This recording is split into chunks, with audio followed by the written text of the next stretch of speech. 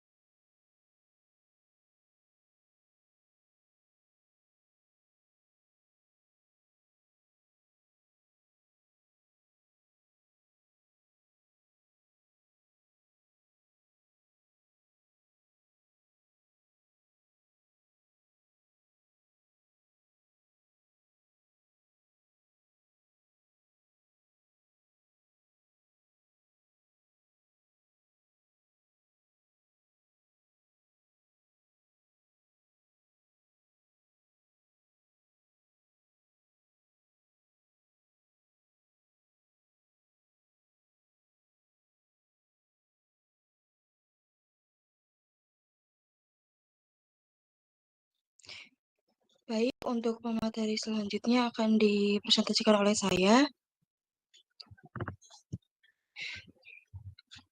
Yang pertama, klasifikasi risiko operasional. Dibagi menjadi dua, yaitu ada risiko sumber daya manusia dan risiko teknologi. Risiko sumber daya manusia yaitu risiko yang didefinisikan sebagai sebuah risiko yang dikarenakan berhubungan dengan pegawai atau pekerja pada perusahaan. Sumber daya manusia atau SDM sebuah perusahaan ialah komponen sangat berharga bagi perusahaan. Yang kedua yaitu ada risiko teknologi. Risiko teknologi merupakan suatu yang berkaitan dengan penggunaan teknologi dan sistem pada masa sekarang. Perusahaan bergantung pada sistem dan teknologi yang dapat memberikan support kegiatan proses produksi. Selanjutnya,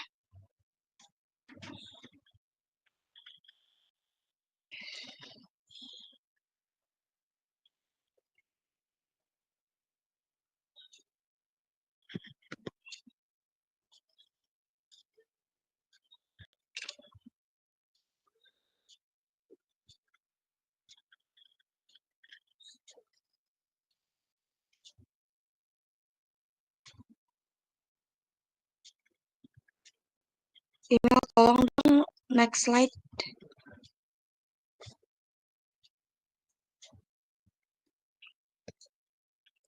Selanjutnya ada pengukuran risiko operasional. Yang pertama yaitu ada Basic Indicator Approach atau BIA, yaitu BIA itu model sederhana dan dibutuhkan untuk keperluan bisnis. Pada model BIA, bank menggunakan rata-rata pendapatan kotor selama 3 tahun terakhir sebagai indikator risiko. Yang kedua ada Standardized Approach atau SA, yaitu suatu model yang mencoba mereduksi model BIA dengan membagi bisnis bank umum menjadi 8 area bisnis. Namun, model SA menggunakan indikator pendapatan kotor. Yang ketiga yaitu ada Alternative Standard Approach atau ASA, yaitu model serupa guna meminimalkan model BIA. Model Alternatif standar approach dihitung dengan mengalihkan persentase tetap masing-masing divisi dengan laba kotor masing-masing divisi. Yang keempat yaitu Advanced Measurement Approach atau AMA, yaitu model pengukuran risiko operasional yang lebih baik yang dapat digunakan oleh bank korporasi dan komersial. Bank AMA Modal AMA juga sering dijuluki sebagai pendekatan internal manajemen risiko operasional karena model AMA dibuat oleh perusahaan dan dibuka regulator atau Basel.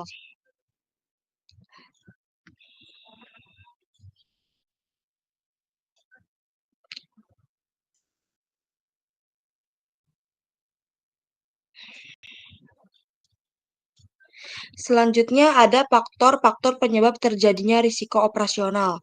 Yang pertama yaitu ada interupsi, gangguan atau kegagalan di seluruh perusahaan. Interupsi atau gangguan operasional dapat terjadi akibat sistem tidak berjalan sebagaimana mestinya, seperti bencana alam, kesalahan manusia, atau kegagalan teknologi. Yang kedua yaitu ada hilangnya kendali sistem atau data. Kehilangan kendali atas sistem atau data mengindikasikan lemahnya pengawasan terhadap akses dan pengelolaan informasi yang penting. Hal ini juga bisa disebabkan oleh beberapa siber kesalahan konfigurasi sistem atau kelalaian pegawai. Iya, finansial termasuk penolakan klaim asuransi. Risiko operasional yang menyebabkan kerusakan atau kehilangan dapat berdampak langsung pada kondisi keuangan perusahaan seperti biaya perbaikan sistem, kompensasi kepada pelanggan, atau kehilangan pendapatan. Yang keempat adanya bahaya keselamatan. Bahaya keselamatan mengacu pada risiko yang dapat menyebabkan cedera fisik atau bahkan kematian bagi karyawan atau pihak lain yang ada di lingkungan kerja. Yang kelima yaitu ada kerusakan reputasi perusahaan. Yang keenam ada kerusakan infrastruktur IT. Yang ketujuh yaitu ada pergantian pelanggan. Ketika perusahaan mengalami gangguan operasional yang berujung pada penurunan kualitas produk atau layanan, pelanggan cenderung kehilangan kepercayaan dan beralih ke pesaing. Yang kedelapan ada pergantian karyawan. Karyawan yang merasa tidak aman atau tidak puas akibat kondisi kerja yang buruk, kegagalan manajemen risiko, atau ketidakpastian operasional cenderung meninggalkan perusahaan. Tingginya tingkat pergantian karyawan tidak hanya menyebabkan hilangnya pengetahuan dan pengalaman berharga, tetapi juga meningkatkan biaya rekrutmen dan pelatihan, serta dapat memengaruhi moral dan produktivitas tenaga kerja yang tersisa. Yang kesembilan adanya tanggung jawab hukum atau denda peraturan atas kerugian yang disebabkan oleh karyawan secara sengaja atau lalai. Jika seseorang karyawan melakukan pelanggaran hukum atau kelalaian yang mengakibatkan kerugian, perusahaan dapat dimintai pertanggungjawaban secara hukum. Hal ini juga meliputi denda, kompensasi, atau bahkan gugatan hukum dari pihak ketiga. Perusahaan harus memiliki sistem pengawasan yang ketat dan pelatihan berkala untuk meminimalkan risiko dan tindakan individu yang merugikan tersebut. Yang kesepuluh yaitu tanggung jawab hukum atau denda sesuai peraturan atas kerugian yang disebabkan oleh pelaku kejahatan eksternal. Yang terakhir yaitu adanya kelemahan kompetitif atas persaingan bisnis lain. Risiko operasional yang tidak dikelola dengan baik dapat membuat perusahaan kalah bersaing. Misalnya, inefisiensi proses, layanan buruk, atau inovasi yang terhambat akan memberikan keunggulan bagi pesaing yang lebih lincah dan lebih handal. Ketika reputasi dan kepercayaan konsumen terganggu, serta operasional berjalan tidak optimal, kehilangan posisi strategi di pasar yang sangat kompetitif. Untuk materi selanjutnya mungkin akan disampaikan oleh rekan saya. Baik, di sini ada strategi untuk mengelola dan memitigasi resiko operasional. Yang pertama itu identifikasi resiko operasional. Jadi langkah pertama dalam manajemen risiko adalah kita harus mengidentifikasi resiko-risiko yang berpotensi mengganggu operasional. Resiko operasional dapat berasal dari berbagai sumber seperti internal, kesalahan manusia, maupun sistem teknologi informasinya. Yang kedua ada analisis dan penilaian resiko. Jadi, setelah kita mengidentifikasi resiko, langkah selanjutnya kita harus menganalisis dan menilai seberapa besar dampak dan kemungkinan terjadinya resiko tersebut. Yang ketiga, ada pengendalian resiko melalui prosedur dan sistem. Jadi, strategi ini dilakukan untuk menetapkan kebijakan, prosedur operasional standar atau SOP, dan pengendalian internal yang jelas. Yang keempat, ada transfer risiko. Jika risiko tidak dapat dihindari, perusahaan dapat mentransfer risiko kepada pihak ketiga, misalnya melalui pembelian asuransi atau bekerja sama dengan mitra bisnis yang bersedia menanggung berbagai risiko. Yang terakhir ada monitoring dan evaluasi risiko secara berskala. Manajemen risiko tidak berhenti setelah strategi yang diterapkan. Organisasi harus berkala melakukan mentoring dan evaluasi untuk menilai efektivitas langkah mitigasi yang telah dilakukan. Selanjutnya.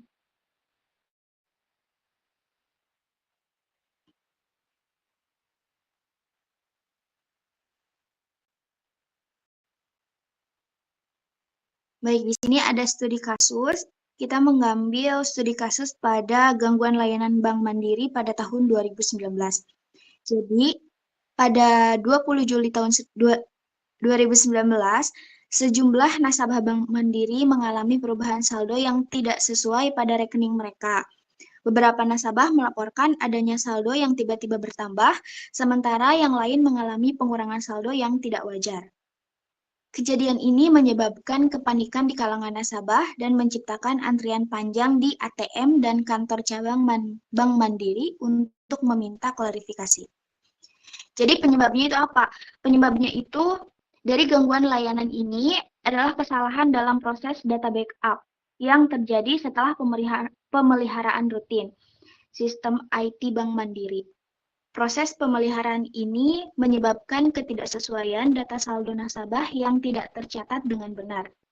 Hal ini diperburuk dengan kurangnya sistem pemantauan yang memadai untuk mengidentifikasi kesalahan dalam waktu yang tepat. Dampak dari gangguan layanan ini, yang pertama, dampak terhadap kepercayaan nasabah, yang kedua, kerugian reputasi, dan yang ketiga, intervensi regulator. Tindakan yang diambil oleh Bank Mandiri, yang pertama ada koreksi data saldo secara manual, di mana Bank Mandiri secara segera saldo nasabah yang terpengaruh untuk memastikan akurasi data. Yang kedua, ada komunikasi dengan nasabah. Bank Mandiri melakukan klarifikasi melalui berbagai saluran informasi, termasuk media sosial dan konferensi pers, kepanikan. Yang ketiga, ada audit sistem IT. Jadi, Bank Mandiri melakukan audit secara menyeluruh pada sistem teknologi informasi untuk mengidentifikasi dan memperbaiki kelemahan dalam prosedur dalam backup. Yang keempat, ada peningkatan SOP dan keamanan data. Pemeliharaan dan protokoler keamanan data diperbarui untuk mencegah kesalahan serupa. Yang kelima, ada pelatihan SDM, di mana Bank Mandiri memberikan pelatihan kepada staf terkait pengelolaan sistem dan data untuk meningkatkan dalam menangani risiko operasional. Dan yang terakhir, ada peningkatan sistem pemantauan. Sistem pemantauan yang lebih canggih dapat diperkenalkan untuk mendeteksi masalah yang lebih cepat dan memberikan peringatan dini. Jadi, tindakan-tindakan tersebut dapat diambil untuk mengatasi masalah yang terjadi dan mencegah kejadian serupa di masa depan.